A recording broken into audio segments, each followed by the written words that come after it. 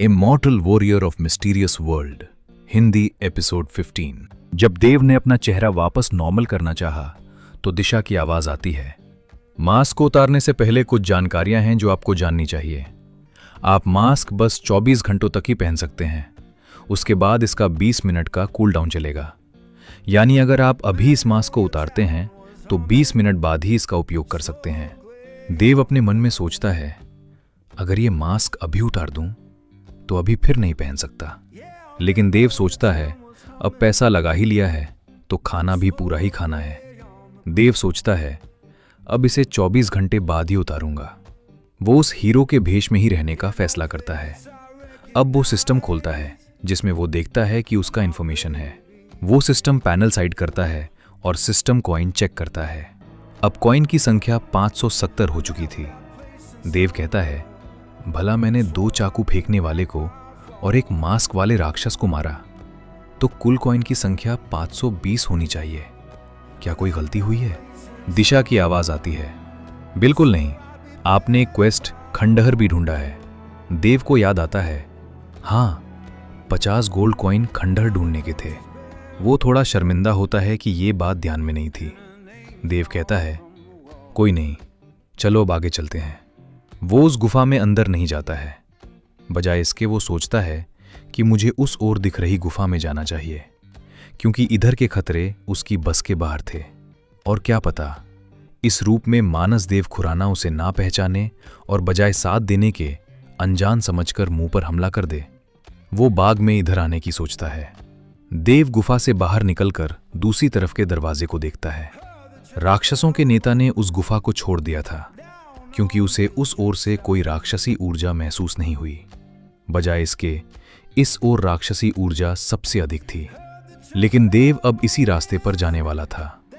इस ओर राक्षसों का नेता एक बहुत बड़ी जगह पर पहुंचता है, इस गुफा का अंतिम छोर, जिसके बाद एक बड़ा तालाब था और उस तालाब का रंग बैंगनी था, जिसके ऊपर एक टापू जैसी जगह थी।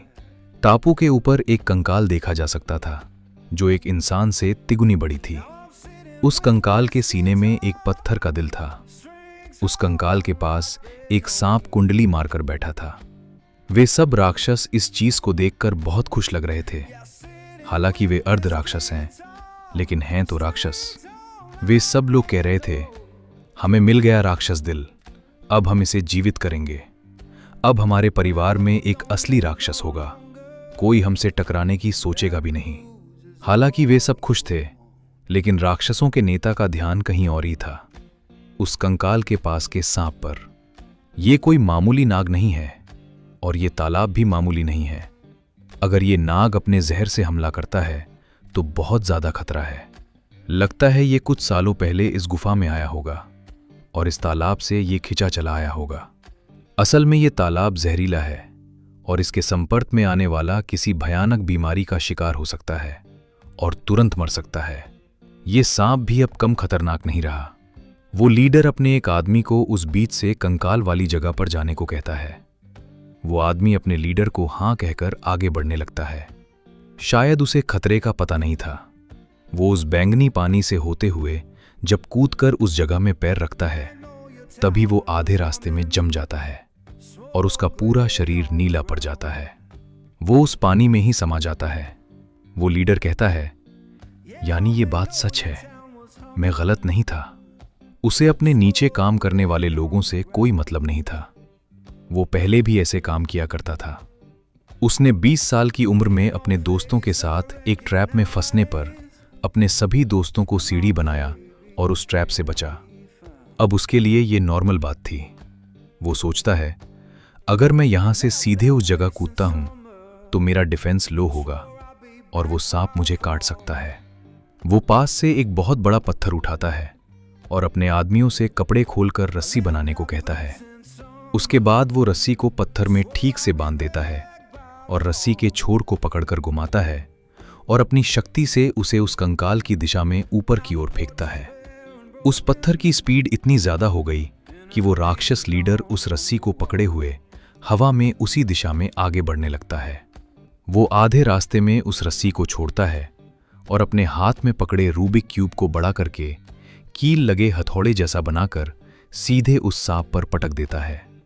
लेकिन उसके हथियार पटकने से पहले उसके द्वारा फेंका गया बंधा हुआ पत्थर स्पीड में सीधे गुफा की ऊपरी दीवार से टकराता है, जिससे उस सांप की नींद खुल जाती है। इस ओर जब लाल बालों वाला मालान खुराना सामने वाले कल्टीवेटर को कहता है, इस हॉस्पिटल के रूम से बाहर पीटना चाहते हो या यहीं? ये कहकर वो उस मास्क मैन को देखकर एक स्माइल देता है। वो मास्क मैन अपने मन में कहता है, कहाँ मरवा दिया, ये तो कल्टीवेटर है। वो कहता है, अब आ ही गए तो ट्राई कर लेना चाहिए। वो अपने हाथों को उस लाल बालों वाले आदमी को मारने के लिए बढ़ाता है, लेकिन जब वो आधे रास्ते में होता है तब मालान खुराना अपने हाथों को मूव करता है और देखते ही देखते उस मास्क मैन की नज़र धुंधली होने लगती है। वो मास्क मैन जल्दी से अपने पास से एक टेलीपोर्टेशन सर्कल निकालता है और गायब हो जाता है। ये टेलीपोर्टेशन सर्कल उसे उस जगह से 50 मीटर दूर टेलीपोर्ट कर सकता है। वो इंसान हॉस्पिटल से दूर रास्ते पर दिखता है और अपने मुंह से खून उगल देता है। अगर मैं थोड़ी देर और वहां रहता तो मेरा मरना तय था। उसके देखने से पहले ही उस पर हमला हो चुका था। वो नाकामयाब होकर आगे बढ़ता है और मिशन फेल की रिपोर्ट करता है। हालांकि थोड़ी दूर जाने पर वहीं गिर जाता है। थोड़ी देर बाद वो लाल बालों वाला आदमी प्रकट होता है और उसे अपने कंधों पर लाद कर गायब हो जाता है। इस ओर वो इंसान जिसे मिशन फेल का मैसेज मिलता है, वो कहता है, ये तो अनहोनी है। लगता है इसका असलियत में खुराना परिवार से कोई रिश्ता था।